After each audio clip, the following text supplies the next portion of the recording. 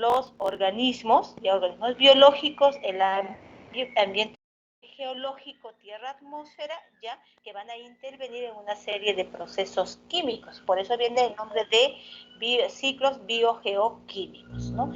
Como ustedes pueden observar en la imagen, en un ciclo biogeoquímico van a participar los seres vivos. ¿Qué seres vivos van a participar? Van a participar los seres vivos de los 5 reinos, ¿no? ¿Se recuerdan que les he hablado de los seres vivos? Hablamos, por ejemplo, de los del reino Monera, los del reino Monera, conocido como las bacterias, tenemos los protistas, los animales, las plantas y los hongos. Cada uno de ellos van a tener una determinada participación durante el proceso biogeoquímico, ¿ya? Por ejemplo, ¿por qué decimos que van a trabajar o van a participar seres vivos? Porque en la parte geológica y a la parte atmósfera, a la parte tierra, suelo, van a haber componentes que requieren para que estos seres vivos puedan desarrollarse, ¿no? Y la parte química, que va a haber ya la parte de la composición de los elementos que cuenta para que puedan interactuar los árboles. Por lo tanto, se dice entonces que el ciclo biogeoquímico va a permitir el movimiento de elementos, ¿ya? De los elementos que van a formar a los seres vivos, ¿ya? Y el ambiente geológico. Por ejemplo, estos ciclos biogeoquímicos pueden ser gaseosos, también conocidos como atmosféricos, pueden ser sedimentarios y pueden ser hidrológicos. Es decir, vamos a encontrar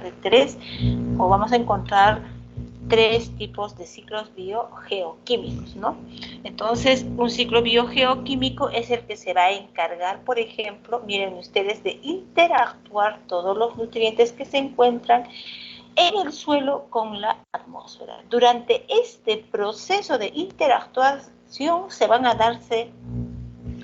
llevar a cabo diversos procesos, como por ejemplo la fotosíntesis. Va a llevarse a cabo el proceso de la respiración, de la fermentación, ¿ya? Pero durante estos procesos van a participar diversos seres vivos, ¿no? Por ejemplo, acá podemos observar el proceso de la fotosíntesis, ¿no? Aquí vamos a ver el mar, o vamos a suponer que es una cocha o una laguna. ¿Qué vamos a encontrar? Dentro de la cocha, supongamos que esto es nuestra laguna Yarinacocha. ¿Sí? ¿Hasta ahí me están entendiendo? ¿Me están escuchando, hijos? Sí, se escucha. Sí, doctora. Recortado. Buenas tardes. Bueno, debe ser tu red, hija. ¿Me están escuchando entrecortado? No, profesor. No, se le está escuchando bien. Ya, entonces hay que ver, de repente en algunos está mal su red y se entrecorta, ¿no? Bien, mire, les decía entonces que vamos a suponer que esta figura corresponde a nuestra laguna Yarinacocha. ¿Estamos de acuerdo? Aquí están en sus alrededores, encontramos, por ejemplo, por aquí vamos a suponer que está la comunidad San Francisco. ¿Está bien? Están viendo mi cursor, ¿no? Sí, Miss. Sí, doctora. Perfecto. Por acá vamos a suponer que está la comunidad San Francisco y por aquí aledaños también hay otras comunidades nativas. ¿Ya? Por acá, digamos, está la jungla, el zoo criadero, etc. ¿Ya? ¿Qué es lo que vamos a encontrar en la laguna Yarinacocha? En la laguna Yarinacocha, nosotros, en la parte del fondo de esta laguna, es posible encontrar las rocas sedimentarias. Vamos a encontrar, por ejemplo, desintegradores, que son bacterias, son hongos, ¿ya? Pero no solamente bacterias y hongos, pueden haber cierto grupo, por ejemplo, de microorganismos como grupos de protozoarios que se van a encargar también de la desintegración, porque son saprozoicos, son saprofíticos, ¿ya? Aquí, por ejemplo, se va a encontrarse detritos, pero miren, ¿qué más encontramos? Además de los desintegradores, vamos a encontrar peces, ¿no? ¿Encontraremos o no encontraremos peces en nuestra laguna Yarinacocha? Por supuesto que sí encontramos peces, ¿no? Vamos a encontrar a la carachama, el boquichico, la llambina, etc., ¿no? Vamos a encontrar una diversidad de peces. Además vamos a encontrar aves, vamos a encontrar mamíferos, alguna vez se vio bufeos, etc. El bufeo es un mamífero, ¿ya? Dentro de esta interacción, mire, tenemos aquí la laguna Yarinacocha, vamos a tener plantas, ya sean algas, ¿ya? Pueden ser, por ejemplo, estas algas microscópicas o pueden ser las algas de gran tamaño, ¿no? Que podemos observarlos a simple vista. Estas plantas, por ejemplo, van a llevar a cabo el proceso de la fotosíntesis, ¿ya? Van a llevar a cabo el proceso de la fotosíntesis. Porque, ¿qué van a hacer? Van a captar la luz solar, ya, del medio ambiente y van a llevar a cabo el proceso de la fotosíntesis. Y como producto, ¿qué van a hacer? Van a liberar oxígeno. Y este oxígeno liberado va a servir, ¿no?, para que los peces puedan tomarlo a través del agua y puedan llevar a cabo el proceso de la respiración. Pero, mira, como producto de la respiración, por ejemplo, en sus heces se va a eliminar lo que es el amonio, ¿no? Y el amonio, vamos a encontrar nitratos, pero no solamente eso, también vamos a encontrar que durante el proceso de la respiración se va a liberar el CO2.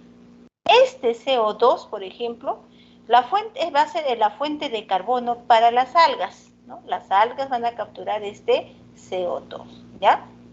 Por otro lado, en la parte de la atmósfera, ¿ya? En la parte de la atmósfera, vamos a ver que aquí van a encontrarse seres vivos tales como plantas, animales, incluido el hombre, que lleva a cabo el proceso de la respiración, ¿no? Lleva a cabo el proceso de la respiración. ¿Y qué va a eliminar? Vamos a eliminar el famoso CO2 que se encuentra en la atmósfera. Pero vamos a tener aquí nosotros a las plantas superiores, que estas van a captar este CO2 como fuente de carbono. ¿Para qué? Para que puedan llevar a cabo el proceso de la fotosíntesis, ¿no? Pero, sin embargo, la laguna que absorbe rayos solares durante el día va a tener esa capacidad de evaporarse. No es que el agua va a hervir, ¿no? O sea, nosotros hemos visto cuando ya hablamos del proceso de evaporación del agua, vemos, ¿no?, que el agua, nuestra tetera, va a hervir, sale el vapor. En el caso, por ejemplo, de nuestra laguna, también va a llevar a cabo el proceso de la evaporación. Se lleva a cabo. No es notorio, pero sí se lleva a cabo, porque de día van a captar todos esos rayos solares, por eso el agua es calentita, es caliente, ¿no? Y en la noche va a empezar a evapotranspirar. Por eso es que las plantas, cuando amanecen húmedas, ¿es correcto? ¿Han visto alguna vez las plantitas con agüita? Ya han llegado al punto de rocío, ¿no? Sí, ya, es básicamente justo por este proceso que se ha dado, porque cerca tenemos aquí recursos hídricos, ¿no? Entonces se ha evaporado, este agua que se ha evaporado va a condensarse aquí en el cielo, vamos a decir, ¿ya? Y va a formar las nubes. Estas nubes, una vez que se formen las nubes, inicia el proceso de la precipitación, que es caída de agua. Caída de agua. Y este agua que va a caer a través de las diferentes, por ejemplo, diferentes ríos, vamos a decir, quebradas, va a retornar nuevamente, va a alimentar la laguna Yarinacocha. ¿Estamos de acuerdo? Como ustedes pueden observar, durante todo este proceso se llevan a cabo los diversos ciclos biogeoquímicos. Hemos hablado del ciclo del oxígeno, del ciclo del carbono, hemos hablado del ciclo del nitrógeno, entre otros, ¿no? Pero esta imagen básicamente viene a ser una representación general de los ciclos biogeoquímicos. Vamos a empezar entonces nosotros a desarrollar cada uno de estos ciclos biogeoquímicos y cómo es que estos intervienen, ¿no?, vamos a decir, en el desarrollo de los seres vivos. Miren, van a ver ustedes que es sumamente fundamental, ¿no? Pero antes de empezar a explicar cada uno de los ciclos biogeoquímicos, ¿ya?, recuerden ustedes que todos los elementos de los ciclos biogeoquímicos van a fluir desde los componentes no vivos. ¿De quién estamos hablando cuando hablamos de los componentes no vivos? Abióticos. Excelente. Estamos hablando de los factores abióticos, aquellos que no tienen vida ¿Y cómo es que estos van a llegar, mira, cómo van a llegar a los componentes vivos, o sea, a los factores bióticos? ¿Estamos de acuerdo? Todo eso se va a llevarse a cabo ¿a dónde? Dentro de un ecosistema, pero se va a llevar de una forma cíclica. ¿Ya? Se lleva de una forma cíclica. Por eso se le conoce como el ciclo biogeoquímico. Ahora, ¿puede existir deficiencia? Sí, ¿no? Existe deficiencia de algunos elementos en los ecosistemas, pero que esta deficiencia, que de repente para nosotros es significante, puede generar pues grandes problemas en la producción primaria, o sea, en el desarrollo de las plantas. Por ejemplo, si en el suelo va a haber una deficiencia, por ejemplo, de cobre, las plantitas van a crecer medias chaparraditas, sus hojitas se van a hacerse de un color amarillo y viene la senectud y muerte. ¿Qué quiere decir? Las hojitas se van a ir cayendo. ¿Qué ha pasado? Es que la planta te está diciendo que existe carencia ¿de qué? De nutrientes, ¿no? Pero no solamente va a afectar a ellos, también va a afectar a los consumidores, ¿no? Animales, seres humanos. Como por ejemplo, nos vamos a dar un ejemplo, ¿no? ¿Qué sucede cuando existe una falta de yodo en el hombre? ¿Qué nos pasa? Aarón, a ver, ¿tú qué crees que sucede cuando le falta yodo al hombre?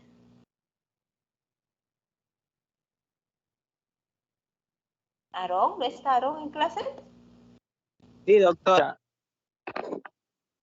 Bien, Aarón, dime, ¿qué crees tú que pasa o que le sucede al hombre cuando tiene, por ejemplo, deficiencia de yodo?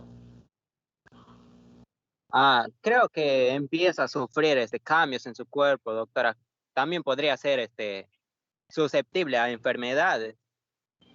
Ya, puede Miss, ser susceptible a puede estar mal de la enfermedades. tiroides. Tiroides, excelente. Directamente va a afectar a la Puede sufrir tiroides. hipotiroidismo, profesora. Así es. Y se le conoce, esta enfermedad es muy conocida como el bocio, ¿ya? Muy conocida como el bocio. Por ejemplo, si tú consumes la sal que nosotros consumimos es la sal yodada. ¿No? La sal yodada. Antes, nuestros antepasados consumían la sal granulada, la recién recolectada. Por ejemplo, en la sierra había las minas con sal, ¿no? En el mar van sacando la sal del mar. Pero que algunos tienen tratamiento y otros no tienen tratamiento. Pero un momentito, por favor, me están llamando. Creo que hay una emergencia.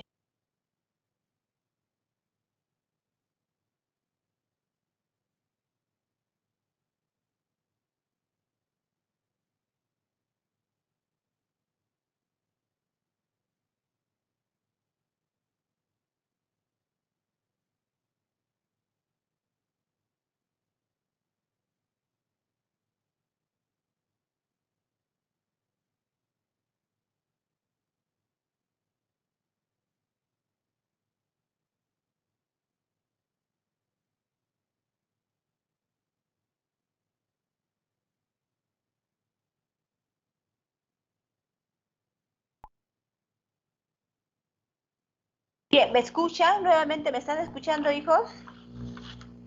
Sí, mira. Hola. Ya, perfecto. Entonces les decía que estas Sí, profesora. deficiencias de elementos nos pueden causar daño, ¿ya? Igual, ¿no? Por ejemplo, le decía que antes se consumía la sal, la granulada, ¿no? La que no era yodada, y muchas de las personas sufrían de bocio, ¿no? Que le conocen en algunos lugares también como el joto, le dicen, ¿no? Entonces, ¿qué había? Inflamación de la glándula tiroides, ¿no?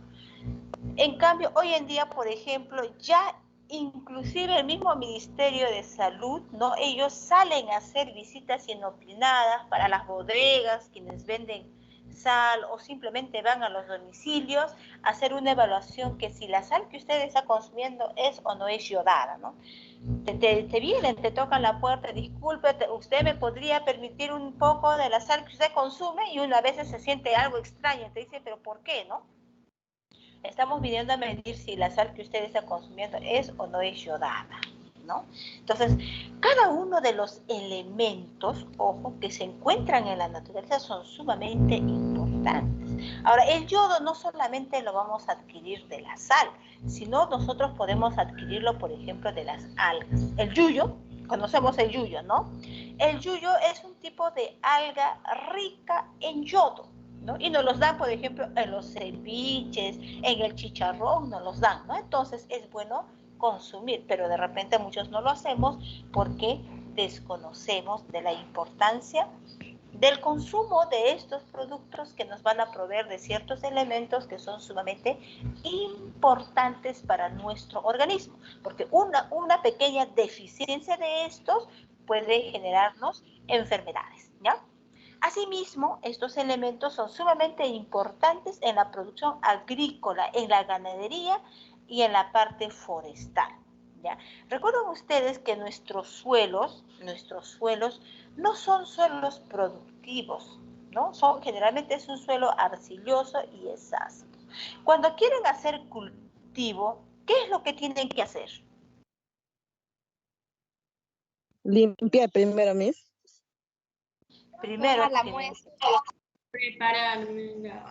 se tiene que preparar el suelo, ¿no? Tenemos que preparar, rotular, hacer una mezcla, por ejemplo, de la materia orgánica que se quedó en la parte superficial, porque más o menos tiene 10 centímetros de capa arábica, y tengo que ver qué es lo que voy a sembrar.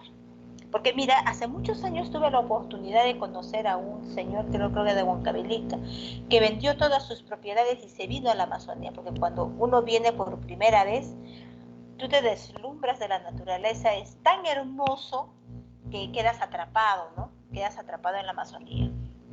Si es que vienes, por ejemplo, de la sierra, de la costa, donde no hay muchos árboles, no hay mucha tranquilidad, la vida es un poco estresante. Entonces, este señor decidió invertir, comprarse un fondo aquí en la Amazonía y vendió absolutamente todas sus propiedades de su tierra. Invirtió, compró y él dijo, bueno, aquí en la Amazonía voy a ser un gran agricultor. Sembró la jicarapita, pero él quiso sembrar el maíz, ¿ya? El maíz que se produce en Cusco, que es totalmente diferente al que se produce en nuestra región. Él rotuló y hizo una gran inversión y créame que no obtuvo absolutamente nada de producción. Fue tan grande su decepción, se endeudó con los bancos y fue bien, bueno, ha sido pues algo muy triste para él, ¿no? Que tuvo que empezar a vender también sus propiedades para poder pagar. ¿Por qué? Porque básicamente estos suelos no eran tan productivos como tú puedes encontrar los suelos en la sierra.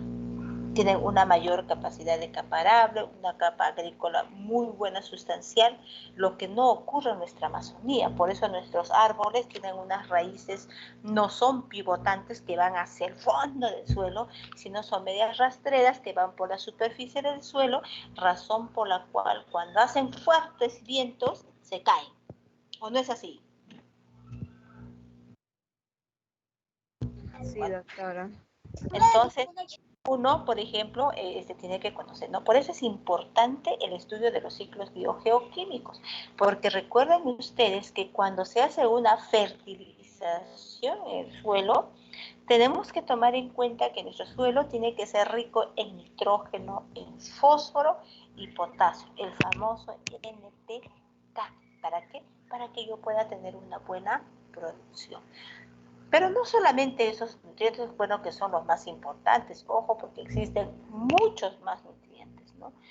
Cuando nosotros hablamos, por ejemplo, de los ciclos biogeoquímicos, de repente vamos a hablar de los ciclos biogeoquímicos más importantes o los más conocidos, ¿no?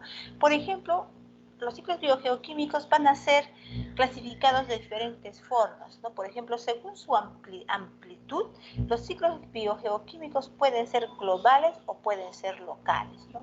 Globales, aquellos que van a abarcar así todos grandes espacios, lo hace de manera grande, como es el caso del ciclo del carbono, del nitrógeno, del oxígeno, y locales, el ciclo del fósforo y el azufre. Pero de acuerdo a su localización, los ciclos biogeoquímicos pueden ser ciclos sedimentarios, como el ciclo del fósforo y el azufre, los gaseosos, que van a ser el ciclo del carbono, oxígeno, nitrógeno, y el ciclo hidrológico, que va a venir a ser el hidrógeno. Sin embargo, cuando nos hablan, por ejemplo, de los sedimentarios o de los ciclos sedimentarios, tenemos que tomar en cuenta de que existen pues, grandes depósitos principales en el suelo y rocas de minerales. ¿Ya? Eso vamos a encontrar en los ciclos sedimentarios. Pero estos ciclos sedimentarios se van a caracterizar por presentar su ciclo bastante lento. ¿Ya? Va a ser muy lento, ¿no? Y se consideran limitantes para la vida. Van a ser, ¿por qué? Porque necesariamente nosotros vamos a requerir de estos nutrientes, ¿no? Dentro de estos ciclos, además del fósforo y el azufre, por ejemplo, vamos a tener el ciclo del potasio, el ciclo del cobre, el ciclo del magnesio, el ciclo del hierro. El profesor del hierro sí se habla, ¿no? Cuando los ingenieros ambientales, por ejemplo, van a entran con mucho más, digamos, profundidad de estudiar este tipo de ciclos, ¿no?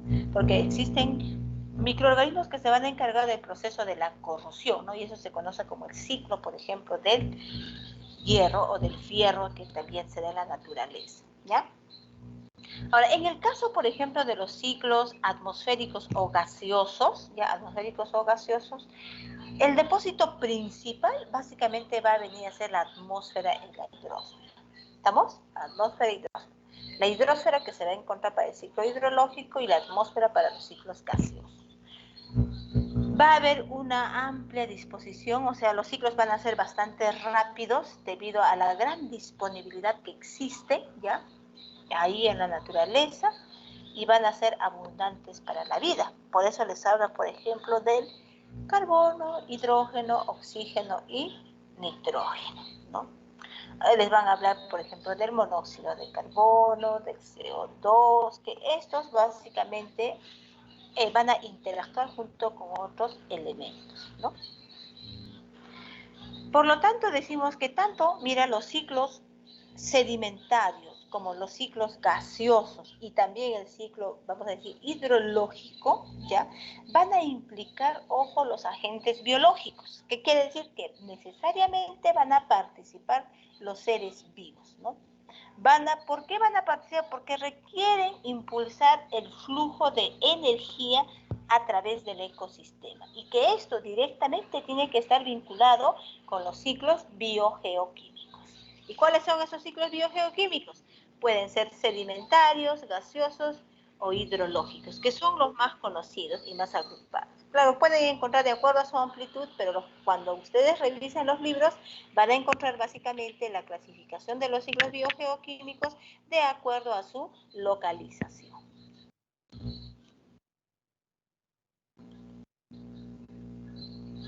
Los ciclos sedimentarios, ¿no? Les decía entonces, estos van a llevarse a cabo en los depósitos de rocas, del suelo, va a ser un poquito más lento, ¿ya?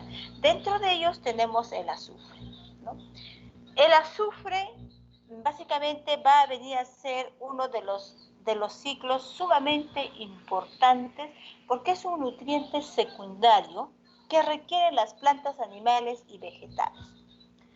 Ya, pero profesora, ¿por qué usted nos dice que este ciclo del azufre es sumamente importante? Es sumamente importante porque recuerden ustedes que van a haber proteínas que requieren, ojo, del azufre, ¿no? Requieren del azufre para poder formar los aminoácidos. Y el aminoácido de inicio en el proceso de la síntesis de proteínas es la metionina, que es un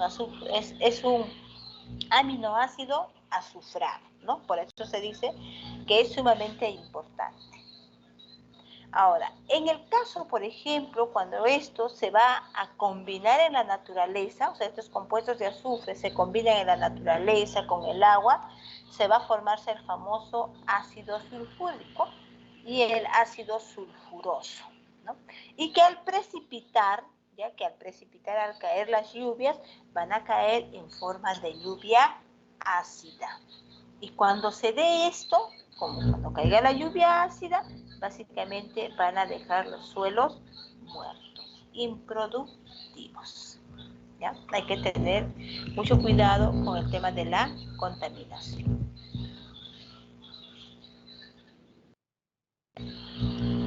Aquí, por ejemplo, podemos observar, aquí en la imagen antes les voy a explicar, Aquí, por ejemplo, podemos observar nosotros, miren, podemos observar nosotros cómo es que se va a llevarse a cabo el ciclo del azufre, ¿no? Vamos a ver nosotros que las plantas van a absorber los rayos solares, se va a llevarse a cabo el proceso de la fotosíntesis. Miren ustedes, para llevar a cabo de la fotosíntesis requiere el CO2, que va a ser producto de la respiración de los animales, etc., ¿no? Y aquí vamos a tener, por ejemplo, a las empresas, ¿no? En las empresas que van a generar diversos tipos, por ejemplo, diversos tipos de compuestos químicos, podría ser el ácido sulfuroso, podría ser el ácido sulfúrico, ¿no? Que esta va a llegar aquí a condensarse, ya condensarse en la atmósfera y va a precipitar en forma de lluvia ácida. Pero profesora, ¿cómo es posible esto del ciclo? No, es que el ciclo, por ejemplo, el azufre se va a encontrar o puede encontrarse como reserva en los fondos marinos, ¿no? Y que estos van a seguir su curso, ¿ya? Van a seguir su curso. ¿De qué manera? Ah, bueno, pues porque aquí de repente la plantita o la ovejita va a comer las alguitas que se encuentran por aquí, va a tomar agua y etcétera, ¿no? Va a ir pasando. ¿Estamos de acuerdo? Va a ir pasando uno a otro ser vivo, pasa a la atmósfera y nuevamente va a retornar. Aquí en la siguiente imagen nosotros podemos observar, ¿ya? En la siguiente imagen podemos observar con claridad cómo es que se lleva a cabo el proceso del ciclo del azufre, ¿ya? Generalmente vamos a tener nosotros en el suelo profundo rocas ígneas, vamos a tener las rocas sedimentarias y tenemos los sedimentos que van a venir a ser en los grandes océanos, en los ríos, van a venir a ser depósitos de ácido sulfúrico. ¿Estamos de acuerdo? Van a ser depósitos, ¿no?, en los grandes océanos. Pero ¿qué sucede? En los volcanes, las empresas o la industria va a generar, por ejemplo, vapores. En estos vapores, o sea, estas emisiones volcánicas, emisiones, vamos a decir, de acuerdo a las actividades humanas, se van a generar ciertos compuestos, como por ejemplo el ácido sulfúrico, el óxido de sulfuro, ¿no? Y estos van a condensarse aquí. ¿Estamos de acuerdo? Van a condensarse en el cielo, y van a precipitar. O sea, van a caer nuevamente, pueden caer, por ejemplo, aquí a los océanos, ¿no?, en forma de lluvia ácida, y se van a ir sedimentándose en los grandes depósitos. Y si cae esta lluvia, puede caer a los suelos. Si es ácida, puede certificado improductible el suelo, ¿no? Entonces va cayendo, miren ustedes cómo va a ir transportándose a través del subsuelo y nuevamente va a llegar aquí al depósito para que ésta pueda salir, ¿no? Entonces nosotros tenemos que tener bastante cuidado en este tema de los ciclos biogeoquímicos, donde el hombre tiene una participación directa. Muchos de los compuestos químicos que se producen es el producto, ojo, de la actividad humana, ¿no?, que nosotros no lo tomamos una gran importancia, creemos que no es de nuestro interés y no nos damos cuenta, o sea, no estamos viendo a futuro que nosotros podemos ocasionar grandes desastres en la naturaleza.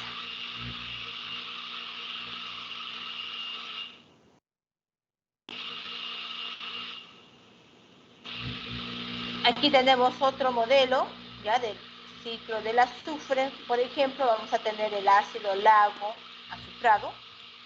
acidificado, perdón. Por ejemplo, no sé si han tenido la oportunidad, y he tenido yo la oportunidad de hacer monitoreo junto con el ANA, por ejemplo, en la parte de la sierra, los cuerpos de agua, donde nosotros hemos encontrado cuerpos de agua, o sea, cochas con aguas ácidas. Ojo, aguas ácidas, porque generalmente tú vas a encontrar ese tipo de características cerca a centros poblados, urbanos, pero no hemos encontrado, esto lo hemos encontrado en lugares donde no existe población, ¿no? Porque de repente aquí hay bacterias, hongos que han generado ese proceso, ¿no? ¿Pero por qué se ha dado eso? Bueno, pues porque aquí, por ejemplo, ustedes pueden ver, tenemos un centro urbano donde se lleva a cabo las diversas actividades del hombre, ¿no? Hay emisión, por ejemplo, de gases por los vehículos, por las empresas, ¿no? Esta va a subir hacia la atmósfera, ¿ya? Va a subir hacia la atmósfera, se inicia a condensarse, pero como producto de los vientos, miren, los vientos, estos van a ser transportados hacia otros lugares, ¿no? Y va a empezar a caer la lluvia ácida. Miren ustedes, ¿dónde se va a almacenar? En los lagos, y se van a formar lagos o lagunas ácidas. Y no olviden que todas las empresas, lo que no van a decir que no contamina la empresa, es totalmente falso. Todas las empresas contaminan, emiten, ¿no? Y van a formar, ¿qué van a producir? Ácido sulfúrico, ácido nítrico también, ¿no? Y que estas se combinan y van a caer en forma de lluvia ácida. ¿Estamos de acuerdo?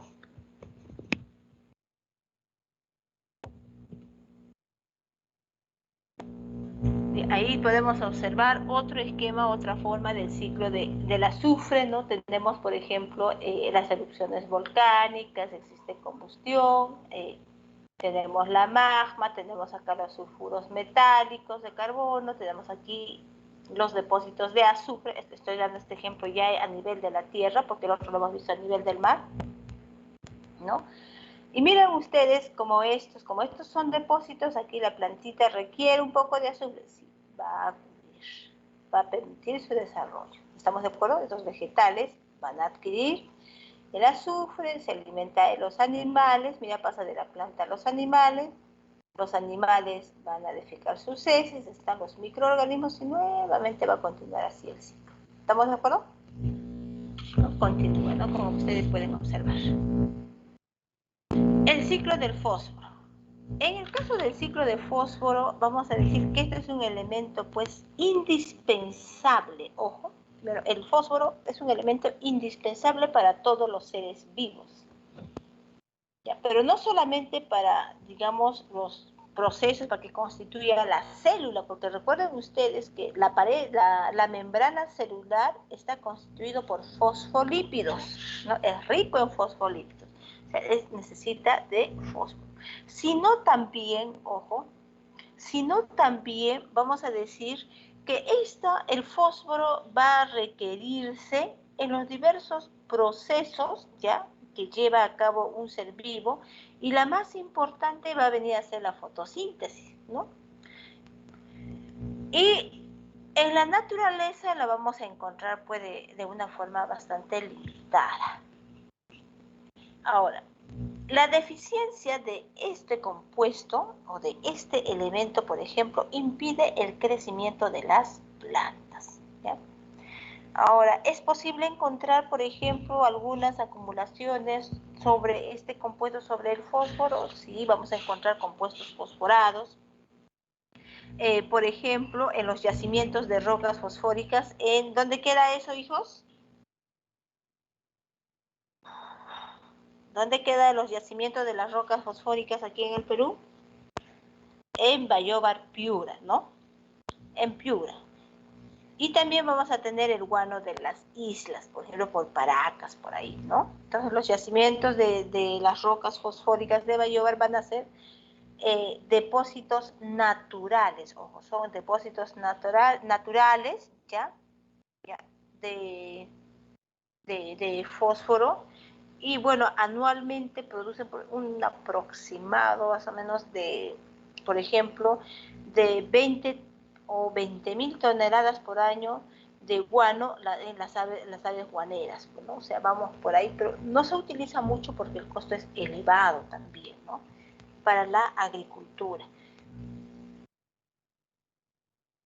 Y ojo que si nosotros revisamos un poco de historia, esto ha sido muy fundamental, ha sido sumamente importante para el desarrollo, por ejemplo, de nuestro país, en la economía de nuestro país, ¿no? Entonces, el ciclo del fósforo, ya el ciclo del fósforo se va a darse a través de los depósitos que existen en los suelos, ya en el depósito en el mar. Estos van a llevarse a cabo, van a transmitirse a través de las cadenas tróficas, por ejemplo, pueden ser las algas, luego los protozoarios, los peces van a ser alimentados por las aves marinas, ¿no? Y esas van a seguir defecando y se generan los depósitos de excremento. Y si no van a ser alimentados por aves, de repente este pescado va a llegar a nuestra casa, ¿no? A nuestra mesa. Vamos a alimentarnos. Pero profesora, solo ahí quedan, no solo queda ahí, ¿no? Entonces, mira, estas heces, por ejemplo, de las aves marinas, van quedando, se generan estos depósitos se van a llevar a las plantas para cultivar y los animales se van a ir alimentándose. Entonces decimos, no, cuando hablamos del ciclo del fósforo vamos a tener los grandes depósitos que se van a encontrar como sedimento en el fondo marino, como también en los suelos, ¿no? Y van a pasar básicamente de un eslabón a otro a través de las cadenas alimenticias por la participación de diversos organismos. Luego tenemos los ciclos gaseosos. Les decía, los ciclos gaseosos se caracterizan por ser los ciclos biogeoquímicos más abundantes, ¿no? Son los más abundantes que se van a darse en la naturaleza, ¿no? Se encuentra en la atmósfera. Dentro de ellas vamos a tener, por ejemplo, el ciclo que es muy importante, el ciclo del carbono. Es sumamente importante debido a que a partir de esto puede llevarse a cabo el proceso de la fotosíntesis, ¿ya? Va a llevarse a cabo el proceso de la fotosíntesis, pero la fuente de carbono va a generarse a partir de los organismos vivos como producto de su respiración, ¿no? Por eso es sumamente importante el ciclo del carbono. Y recuerden ustedes que el ciclo del carbono se requiere o es necesario en grandes cantidades, porque es algo muy básico que se requiere, porque es el que va a construir la materia orgánica. Y es la fuente principal, como decía, de carbono. Durante el ciclo del carbono va a venir a ser la fotosíntesis. Y recuerden que durante este proceso de la fotosíntesis se capta el CO2 y se va a liberar una gran cantidad de oxígeno que requieren los seres vivos para poder llevar a cabo el proceso de la respiración, o sea, en nuestro caso, de nosotros, ¿no?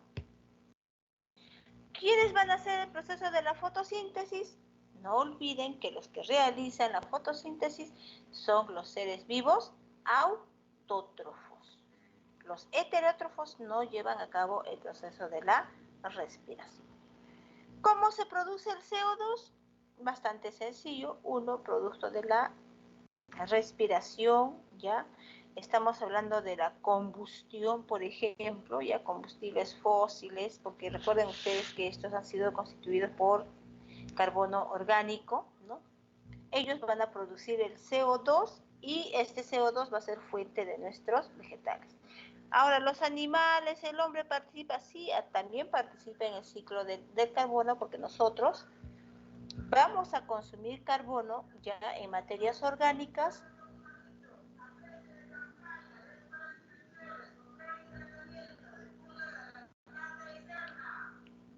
pero también nosotros vamos a participar porque llevamos a cabo el proceso de la respiración, ¿no? Y finalmente, si en un momento fallecemos, se va a llevarse a cabo el proceso de la descomposición. Quienes van a encargarse son las bacterias, los hongos, que van a hacer que la materia siga fluyendo, ¿no? De un eslabón a otro eslabón. Entonces aquí podemos observar el ciclo del carbono, que inicia, por ejemplo, por la emisión ya de vehículos, fábricas, hogares, chimeneas, volcanes. Se emite el CO2. Este CO2 ya va a ser capturado acá por los vegetales en forma de CO2, claro, porque requiere de carbono, pero además va a captar los rayos solares, va a llevar a cabo el proceso de la fotosíntesis que va a tener el carbono orgánico. Estos vegetales van a ser consumidos por los animales.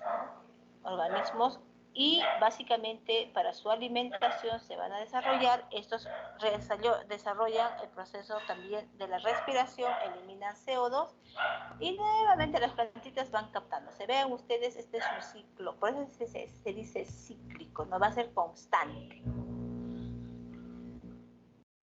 Bien, ahí tenemos cómo se lleva a cabo en el caso de los volcanes, ¿no? Van a haber, digamos, emisión en los volcanes, por la industria, en los automóviles, en las casas, como producto de la respiración animal, ¿no? Se va a generar carbono. Y quienes van a captar este CO2 como fuente de carbono van a venir a ser todos los vegetales que van a realizar el proceso de la fotosíntesis. Tenemos luego el ciclo del nitrógeno. Ya, el nitrógeno va a venir a ser uno de los componentes más abundantes en la naturaleza, pero que esto nosotros no podemos fijarlo, ojo, no podemos fijarlo con facilidad, ¿ya? ¿Por qué? Porque el nitrógeno pues, es un gas sin color, sin olor, ¿ya? Sin color, sin olor, de aspecto bastante insípido, pero es importante para la vida de las plantas, animales y hombres, es decir, sumamente importante para los seres vivos, debido a que a partir de ello se lleva a cabo el proceso, por ejemplo, de la síntesis de proteínas, porque nosotros requerimos de nitrógeno para que puedan formarse los aminoácidos, puedan formarse las proteínas y se puedan así formar las diversas estructuras que hoy en día componen nuestro organismo. El 78% aproximadamente ya del aire es constituido por nitrógeno. Por eso les decía que es el elemento más abundante de la Tierra, ¿ya? Pero ¿cómo voy a fijar el nitrógeno al suelo? Ojo, el nitrógeno va a ser fijado al suelo no por los animales ni por las plantas, sino por las bacterias y hongos que tienen esa capacidad de obtener el nitrógeno atmosférico y fijarlo en el suelo. ¿Estamos de acuerdo? Fijarlo en el suelo. Pero en el caso, por ejemplo, miran, ¿cómo se da en el caso? Si profesora, las vacas defecan, muy bien, al momento de defecar van a desechar residuo orgánico, ¿no? O sea, hay materia orgánica. De ahí, el siguiente proceso es el proceso de la mineralización, donde se va a generar, por ejemplo, ¿no? El amonio, pero con el amonio vamos a encontrar, por ejemplo, va a haber una fijación, va a haber minerales de arcilla y se va a producir el el nitrito. A partir del nitrito, que se conoce, va a llevarse a cabo un proceso conocido como la nitrificación a través de bacterias, ya se van a producir los nitratos. Entonces, como nitrato, puede ingresar nuevamente a que el vegetal pueda consumirlo o simplemente esta se va a perder en la atmósfera, ¿ya? Se va a perder en la atmósfera.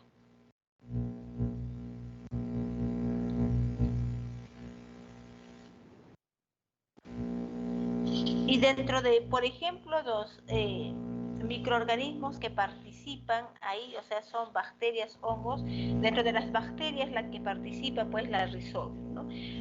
Pero ¿cómo es que está ahí la bacteria? Es que la bacteria va a vivir en un proceso de simbiosis con las plantas, básicamente cuando estas plantas son leguminosas, ¿no? Las leguminosas o las gramíneas, ¿no? Así como podemos observar, ustedes pueden observar acá en este gráfico a la planta, ¿no? Pero esta planta se caracteriza porque va a vivir en simbiosis con ciertos microorganismos. En este caso estamos hablando de bacterias fijadoras de nitrógeno, como aquí pueden observar acá, hijos. ¿Sí? ¿Observan? Tenemos las bacterias fijadoras de oxígeno que forman como una especie de nódulos. Si hacemos una pequeña observación, una tinción gran, vamos a poder observar las bacterias fijadoras de nitrógeno, ¿no? Esto se lleva a cabo rápidamente a un proceso de amonificación donde las bacterias fijadoras, ¿ya?, del suelo van a, o sea, los nitratos lo convierten en amonio, ¿ya?, y se lleva a cabo inmediatamente el proceso de la nitrificación, donde van a haber bacterias nitrificantes y luego se lleva a cabo, o sea, este amonio va a convertirse en nitrito. Y ahí intervienen las bacterias nitrificantes que van a hacer que el nitrito se convierta en nitrato. Y nuevamente continúa de esa manera el ciclo, ¿no? Como ustedes pueden observar, por ejemplo, el nitrógeno va a pasar de un eslabón a otro, ¿ya? De un eslabón a otro, y finalmente va a regresar también a la atmósfera, si no es aprovechado. El ciclo del oxígeno. Bueno, el ciclo del oxígeno es uno de los ciclos bastante importantes, ¿ya? Porque participa en el proceso de la respiración de los seres vivos. Esto lo va a realizar gracias a la captación, por ejemplo, de CO2 y que esta va a ser eliminada hacia el exterior, porque las plantas van a hacer fotosíntesis y el oxígeno lo van a liberar, y este oxígeno liberado va a ser captado por el hombre, los animales y las mismas plantas, porque también ellos requieren de oxígeno para llevar a cabo el proceso de la respiración, ¿no? Entonces tenemos aquí el ciclo del oxígeno. Recuerden que los depósitos del oxígeno va a ser la atmósfera en una gran cantidad. Aquí, por ejemplo, es posible observar, ¿no?, enterrado aquí ciertos compuestos. Vamos a tener, por ejemplo, los descomponedores o la descomposición de la roca, y vamos a tener a la biosfera donde se encuentra la vida. ¿Cómo va a ser el ciclo del hidrógeno o del oxígeno? Básicamente se va a llevarse a cabo con el proceso de la respiración y la fotosíntesis. La fotosíntesis lleva a cabo el proceso de la reacción de Hill, también se conoce como reacción de Hill, o la fotosíntesis, ¿no? Pero también va a llevarse a cabo el proceso de la respiración y la descomposición. Y finalmente tenemos el ciclo hidrológico, ¿ya?, que va a venir a ser el ciclo del agua, que es un conjunto de procesos que va a circular y se transforma a través de él. Por ejemplo, en la imagen podemos observar nosotros que existen aguas subterráneas, descarga de aguas subterráneas, tenemos filtraciones,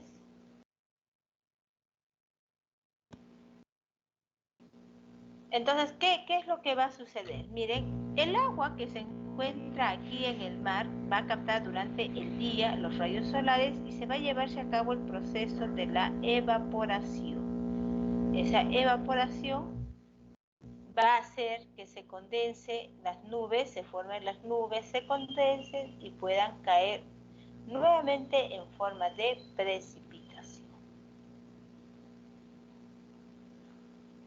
¿Tuvieran alguna consulta, jóvenes?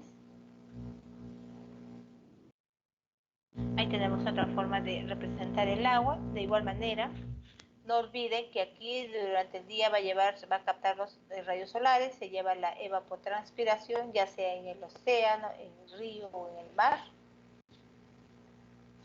Quienes van a captar, por ejemplo, el oxígeno son, el agua me estoy confundiendo, el agua, una vez que se evapora, va a subir a la atmósfera, en la atmósfera se va a condensar, como pueden observar en la imagen, y va a ocurrir el proceso de la precipitación. ¿Qué quiere decir esto? Que va a empezar a caer el agua, ¿no? Va a llover, en otras palabras. ¿Y qué es la condensación? Es la mezcla, ¿ya? Mezcla.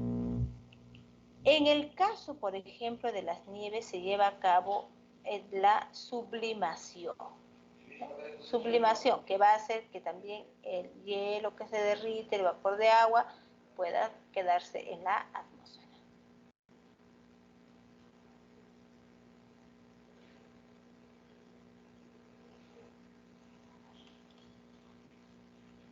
Tenemos otra forma de representación esquemática. Bien, jóvenes, gracias. No sé si habrá preguntas.